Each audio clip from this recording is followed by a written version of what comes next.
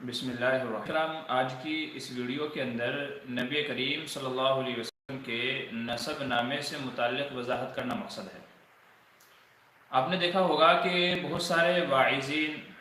واعظ کہنے والے، بیان کرنے والے، وہ حضور صلی اللہ علیہ وسلم کا نسب نامہ بیان کرتے ہیں۔ خاص کر کے مولانا طارق جمیل صاحب دامت برکاتہم حضور صلی اللہ علیہ وسلم کا نسب نامہ بیان کرتے ہیں بڑے اچھے انداز میں، جو سامعین کو بڑا پسند بھی آتا ہے۔ حضور صلی اللہ علیہ وسلم سے لے کر کے حضرت آدم علیہ السلام کا جو حضور کا سلسلہ نسب ہے، آبا و اجداد کا جو سلسلہ نسب ہے، تو یہ نسب نامہ بیان کرتے ہیں، جس کو سامعین سن کر کے جھوم اٹھتے ہیں، اور جو اپنے اندر ایک عجیب و غریب کمال کی بات سمجھی جاتی ہے کہ حضور کا نسب نامہ یاد کرنا، اس کو منہ زبانی ایسے بیان کرنا، یہ بڑے عمدہ بات ہے، قوت حافظہ کی بات ہے، بہت اچھی بات ہے۔ تو اسی میں بعض لوگوں کا سوال یہ ہے کہ آیا یہ نسب نامہ حضور صلی اللہ علیہ وسلم کا معتبر ہے کہ نہیں ہے؟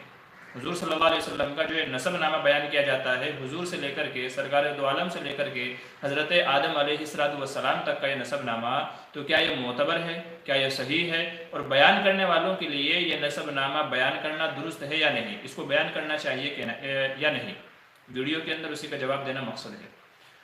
اور جواب یہ ہے کہ یہ حضور صلی اللہ علیہ وسلم کا جو نسب نامہ ہے، علماء نے اس کے 3 حصے کیے ہیں۔ علماء نے اس نسب نامے کے مکمل کے 3 حصے کیے ہیں۔ ایک حصہ ہے سرکار دو عالم صلی اللہ علیہ وسلم سے لے کر کے عدنان تک کا، میں انشاءاللہ وہ نسب نامہ آخر میں آپ کو سنا بھی دیتا ہوں۔ تو ایک سلسلہ ہے، ایک کڑی ہے، ایک حصہ ہے حضور صلی اللہ علیہ وسلم سے لے کر کے عدنان تک کا۔ دوسرا سلسلہ ہے عدنان سے لے کر کے حضرت اسماعیل علیہ السلام تک کا، اور تیسرا ہے حضرت اسماعیل سے لے کر کے حضرت آدم صفی اللہ تک کا۔ یہ 3 حصے علماء نے بیان کیے ہیں۔ ان میں سے جو پہلا حصہ ہے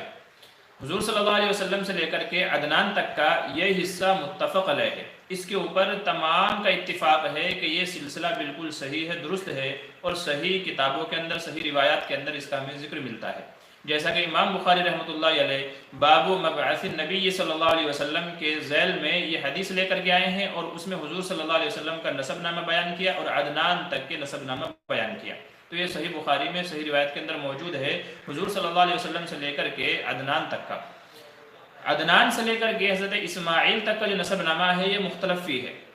بعض کتابوں میں ہے تو بعض علماء نے ان کا اعتبار کیا ہے اور بعض نے اعتبار نہیں کیا ہے۔ یہ جو نسب نامہ ہے، یہ حضرت اسماعیل علیہ السلام تک کا جو نسب نامہ ہے، یہ مختلف فی ہے، بعض علماء اس کے قائل ہیں اور بعض علماء اس کو نہیں مانتے، وہ اس کو غیر معتبر مانتے ہیں۔ تو یہ مختلف فی ہے، تو یوں کہا جا سکتا ہے کہ اس کو بیان کریں تو گنجائش ہے، اگرچہ نہ کرنا بہتر ہے، اگرچہ نہ کرنا بہتر ہے۔ کیوں؟ اس کی وجہ میں انشاءاللہ آپ کو آگے بتاتا ہوں۔ اور تیسرا حصہ ہے حضرت اسماعیل علیہ السلام سے لے کر کے حضرت آدم علیہ السلام تک کا۔ یاد رکھیے کہ یہ حصہ غیر معتبر ہے، کسی نے بھی اس کا اعتبار نہیں کیا، کسی نے بھی اس کو معتبر نہیں مانا ہے، کیونکہ اس کا ذکر کسی بھی روایت میں نہیں ملتا، نہ صحیح روایت میں ہے نہ ضعیف روایت کے اندر ہے۔ تو تیسرا حصہ غیر معتبر ہے۔ تو پہلا حصہ ہے حضور صلی اللہ علیہ وسلم سے لے کر کے عدنان تک کا، یہ معتبر ہے۔ دوسرا ہے عدنان سے لے کر کے حضرت اسماعیل علیہ السلام تک کا، یہ مختلف فی ہے، بعض نے اعتبار کیا، بعض نے غیر معتبر مانا۔ اور تیسرا حصہ ہے غیر معتبر، جو ہے حضرت اسماعیل سے لے کر کے حضرت آدم علیہ السلام تک کا۔ تو یہ 3 حصے حضور صلی اللہ علیہ وسلم کے ہیں۔ بہتر یہ ہے کہ حضور صلی اللہ علیہ وسلم کا جب نسب نامہ بیان کیا جائے تو وہ عدنان سے تجاوز نہ کیا جائے۔ چنانچہ ابن عباس رضی اللہ عنہ سے روایت ہے، فرماتے ہیں کہ نبی کریم صلی اللہ علیہ وسلم جب اپنا نسب شریف بیان فرماتے تو عدنان سے تجاوز نہ فرماتے۔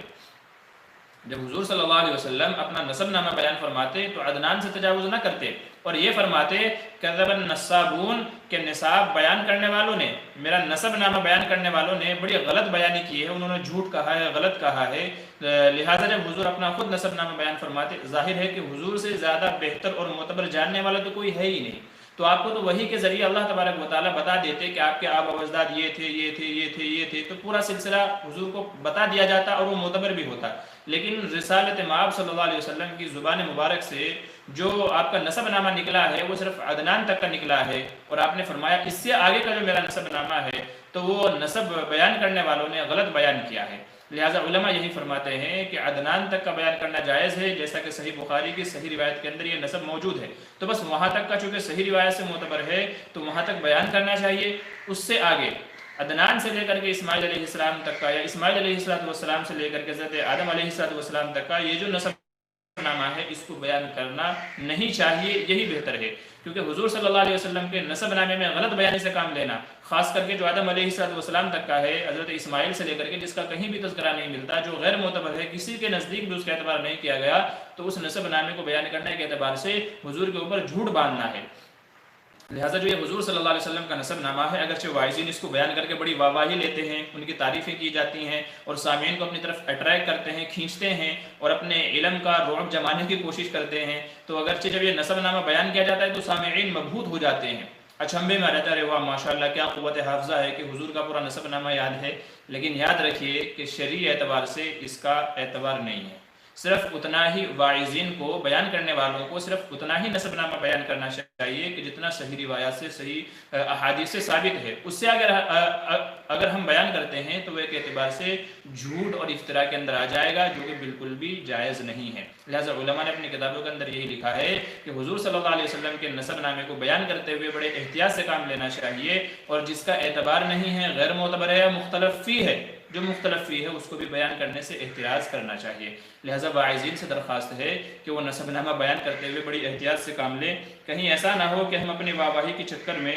ایسا نہ ہو کہ حضور صلی اللہ علیہ وسلم کے اوپر جھوٹ کے مرتکب بن جائیں۔ اب وہ حضور صلی اللہ علیہ وسلم کا نسب نامہ کیا ہے، میں انشاءاللہ وہ آپ کو پڑھ کر کے سنا دیتا ہوں، سن لیجئے، زبانی مجھے بھی یاد نہیں ہے اس لیے دیکھ کر کے پڑھ رہا ہوں۔ حضور صلی اللہ علیہ وسلم کا شجرہ نسب اس طریقے سے ہے: محمد صلی اللہ علیہ وسلم، محمد بن عبداللہ بن عبد المطلب بن ہاشم بن عبد مناف بن قصی بن کلاب بن مرہ بن کعب بن لوئی بن غالب بن فہر بن مالک بن نظر بن کنانہ بن خزیمہ بن مدرکہ بن الیاس بن مزر بن نزار بن معد بن عدنان۔ تو یہ عدنان تک کا ہے جو معتبر ہے، صحیح بخاری کے اندر موجود ہے، بس یہیں تک بیان کرنا چاہیے۔ اس کے اوپر کا جو ہے، عدنان سے اوپر کا ہے بن عبد بن حمیسع بن سلامان بن عوز بن بوز بن قموال بن عبید بن عوام بن ناشد بن حرا بن بلداس بن یدلاف بن طابخ بن جاحم بن ناحش بن ماخی بن عیفی بن عبقر بن عبید بن دعاء بن حمدان بن سنبر بن یثربی بن یحزن بن یلحن بن ارعوا بن عیزی بن زیشان بن عیسر بن اقناد بن ایہام بن مقصر بن ناحد بن زارح بن سمیع بن مزید بن عوض بن عرام بن قیدار بن اسماعیل علیہ السلام بن ابراہیم علیہ السلام۔ یہ وہ ہے کہ جس کو بعض علماء نے معتبر مانا اور بعض نے غیر معتبر مانا۔ کیوں؟ اس لیے کہ بعض علماء یہ کہتے ہیں کہ عدنان سے لے کر کے حضرت اسماعیل تک کے 40 پشتے ہیں، بعض کہتے ہیں کہ نہیں 30 واسطے ہیں، تو بعض 30 مانتے ہیں، بعض 40 مانتے ہیں، اس لیے کسی نے اعتبار کیا، کسی نے اعتبار نہیں کیا، تو بہتر ہے کہ یہ دوسرا حصہ بھی بیان کرنے سے اعتراض کرنا چاہیے۔ تیسرا حصہ ابراہیم علیہ السلام سے اوپر کا، بن ابراہیم بن تارخ، اور بعض نے ان کے والد کا نام آزر اور بعض نے چچا بیان کیا، وہ ایک الگ بحث ہے۔ تو ابراہیم علیہ السلام کے والد آزر تھے یا تارخ تھے، یہ الگ بحث ہے، دونوں علماء نے لکھا ہے بن تارخ یا آزر۔ بن ناحور بن ساروغ بن ارغبہ بن فالغ بن عابر بن ازفخشار بن سام بن نوح علیہ السلام بن لامک بن متشالح بن ادریس علیہ السلام بن یارد بن مہلائل بن قینان بن آنوش بن شیس علیہ السلام بن آدم علیہ السلام۔ تو یہ حضور صلی اللہ علیہ وسلم کا پورا نسب نامہ ہے، جسے بعض واعظین ایک سانس میں پورا پڑھ دیتے ہیں لمبا، اور سامعین سے واہ واہی، سبحان اللہ، ماشاء اللہ، سبحان اللہ، ماشاء اللہ، اس طرح کی داد حاصل کرتے ہیں، شاباشی حاصل کرنے کی کوشش کرتے ہیں۔ تو یاد رکھیے کہ حضور صلی اللہ علیہ وسلم کا نسب نامہ صرف اتنا ہی بیان کرنا چاہیے کہ جتنا صحیح احادیث سے ثابت ہے۔ لوگ بڑے دنوں سے یہ سوال کر رہے تھے کہ حضور صلی اللہ علیہ وسلم کا یہ مکمل نسب نامہ کیا معتبر ہے یا نہیں، اس کو بیان کرنا یا چاہیے کہ نہیں۔ اس کا ہم نے جواب دے دیا، 3 حصے ہیں۔ پہلا حصہ عدنان تک کا معتبر ہے، بیان کرنا چاہیے، بیان کر سکتے ہیں، صحیح بخاری میں موجود ہے۔ دوسرا حصہ ہے عدنان سے لے کر کے اسماعیل علیہ السلام کا، یہ مختلف ہی ہے، بعض نے اس کا اعتبار کیا، بعض نے غیر معتبر مانا۔ اور تیسرا حصہ ہے اسماعیل علیہ السلام سے لے کر کے آدم علیہ السلام تک کا، اس کا کسی نے بھی اعتبار نہیں کیا، یہ غیر معتبر ہے۔ لہٰذا بہتر احتیاط اسی میں ہے کہ عدنان تک کا آپ کا سلسلہ نسب بیان کیا جائے، اس سے اوپر آپ کا سلسلہ نسب بیان نہ کیا جائے، اسی کے اندر احتیاط ہے، تاکہ ہماری طرف سے حضور صلی اللہ علیہ وسلم کے اوپر کوئی بہتان، کوئی جھوٹ نہ ہو جائے، اور وہ یقیناً ہمارے لیے دنیا میں بھی نقصان کا باعث ہو سکتا ہے اگر ہم نے جھوٹ بولا ہوگا، اور وہ آخرت کے اندر تو نقصان کا ذریعہ ہے ہی۔ لہٰذا بس آج کی ویڈیو کے اندر یہی بتانا مقصد تھا کہ نسب بیان کرنے والے جو نسب بیان کرتے ہیں تو اس میں احتیاط سے کام لینا چاہیے، کیونکہ حضور صلی اللہ علیہ وسلم نے خود بیان فرمایا کذب النسابون، کہ نسب نامہ بیان کرنے والوں نے بڑی غلط بیانیاں کی ہیں، میرے نسب میں پتہ نہیں کس کس کو ملا دیا ہے۔ لہٰذا حضور صلی اللہ علیہ وسلم کے نسب نامے کو بیان کرتے ہوئے احتیاط کا دامن ہاتھ سے نہیں جانے دینا چاہیے، احتیاط کرنا چاہیے، اور صرف اتنا ہی بیان کرنا چاہیے کہ جتنا صحیح روایت کے اندر موجود ہے، اسی میں ہمارے لیے دنیا و آخرت کی کامیابی ہے۔ بس یہ سوال تھا، اس کا جواب دے دیا گیا۔ دعا فرمائے کہ اللہ تبارک و تعالیٰ کہنے سننے زیادہ عمل کی توفیق نصیب فرمائے۔ انشاءاللہ پھر ملتے ہیں اگلی کسی ویڈیو کے اندر میں۔ اگر ویڈیو آپ کو پسند آئی ہو، خاص کر کے یہ ویڈیو، چونکہ لوگ بڑی غلط بیانیاں کرتے ہیں، تو خاص کر کے یہ ویڈیو اپنے دوست و احباب کو، دوسرے لوگوں کو شیئر کیجیے، تاکہ جو یہ غلط سلسلہ ہمارے درمیان میں چلا ہوا ہے، خاص کر واعظین کے اندر، بیان کرنے والوں کے اندر، تاکہ یہ سلسلہ ختم ہو جائے، وہ بھی صحیح بات کو سمجھ کر کے اس کے مطابق عمل کرنے کی اللہ تبارک و تعالیٰ ان کو بھی توفیق دے۔ بس انہی چند کلمات کے ساتھ میں اجازت چاہتا ہوں، انشاءاللہ پھر ملیں گے کسی دوسری ویڈیو کے اندر۔ آج کے لیے اتنا ہی۔ السلام علیکم ورحمۃ اللہ وبرکاتہ۔